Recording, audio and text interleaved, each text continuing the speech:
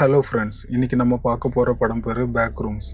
ஐஎம்டிபியில் இந்த படத்துக்கு 6.8 ரேட்டிங்ஸ் கொடுத்துருக்காங்க. இந்த படத்தோட மெயின் லீட் ரோலில் சிவேட்டல் ஏஜிஃபோர் அண்ட் ரெனேட் ரென்ஸ்வே நடிச்சிருக்காங்க. இந்த படம் நம்ம அமேசான் பிரைம் அண்ட் ஆப்பிள் டிவியில் இங்கிலீஷ் ஆடியோ லாங்குவேஜில் அவைலபிளாக இருக்குது. இப்போ நம்ம இந்த படத்தோட ரிவ்யூக்குள்ளே போகலாம்.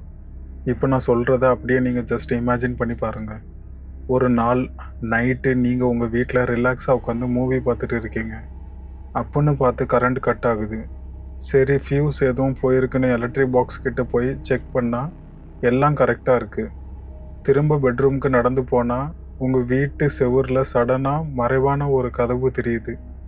நீங்களும் ஒரு ஆர்வத்தில் அந்த கதவு வழியாக உள்ளே போகிறீங்க.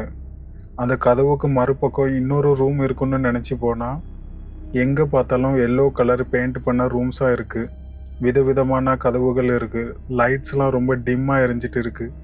நீங்கள் நடக்கும்போது உங்களோட ஒவ்வொரு ஃபுட் ஸ்டெப்ஸும் உங்களுக்கு எக்கோ மாதிரி கேட்குது. அந்த அளவுக்கு ரூம் முழுக்க சைலண்ட் அண்ட் எம்டியாக இருக்குது. இதெல்லாம் பார்த்துட்டு ஒரு பயத்தில் வெளியே போயிடுவோன்னு நினச்சி நீங்கள் திரும்பினா அங்கே நீங்கள் உள்ளே வந்த கதவை காணோம். இப்போ நீங்கள் அங்கே இருக்கிற ஒவ்வொரு ரூமுக்கு போய் வெளியில் போக வழி எங்கேயாச்சும் இருக்குமான்னு ஒவ்வொரு கதவாக ஓப்பன் பண்ணி பார்க்குறீங்க. ஆனால் நீங்கள் ஒவ்வொரு ரூம் கதவுக்குள்ளே போக போக முடிவே இல்லாமல் வழி போயிட்டே இருக்குது. எந்த பக்கம் பார்த்தாலும் ஆல்ரெடி வந்து போன இடம் மாதிரி இருக்குது. எங்கேயும் ஜன்னல் கிடையாது. உங்கள் மொபைலில் சிக்னலும் இல்லை. ஒன்ஸ் உங்கள் மொபைல் சுவிட்ச் ஆஃப் ஆகிட்டுனா இப்போ பகலா இல்லை இரவா, என்ன டே என்ன டைம்னு தெரியாமல் இருக்கும். ரொம்ப அழிஞ்சி திரிஞ்சு வெளியில் போக வழி கண்டுபிடிக்க முடியாமல் போன அப்புறம் டயர்டாகி நீங்கள் உட்கார்றீங்க. அப்போ தூரத்தில் ஏதோ ஒன்று நடந்து வர்ற மாதிரி சத்தம் உங்களுக்கு கேட்குது. ஃபஸ்ட்டு இது உங்களோட கற்பனையாக இருக்குன்னு நினச்சி நீங்கள் அசால்ட்டாக விட்டுறீங்க. ஆனால் அந்த சத்தம் உங்களை நெருங்க நெருங்க உங்கள் உள் மனசுக்கு தோணுது, இது உண்மை தான், நீங்கள் இந்த இடத்துல தனியாக இல்லைன்னு. இப்போ இந்த மாதிரி உங்களுக்கு நடந்தால் அந்த சிச்சுவேஷனை நீங்கள் எப்படி சமாளிப்பீங்க? எவ்வளோ நேரம் உங்களால் அந்த மாதிரியான இடத்துல உயிரை காப்பாற்றிட்டு இருக்க முடியும்? இதுதான் இந்த படத்தோட டெரிஃபிக்கான கான்செப்ட். இந்த படத்தோட டோட்டல் டியூரேஷன் பார்த்தீங்கன்னா 1 hour 50 minutes. யூஸ்வலாக ஹாரர் படம்னாலே ஜம்ப் ஸ்கேர்ஸ்லாம் வச்சு பயம் காட்டுவாங்க. ஆனால் இந்த மூவி பார்க்கும்போது கொஞ்சம் கொஞ்சமாக உங்களுக்கு உள்ள டென்ஷன் பில்ட் ஆகும்.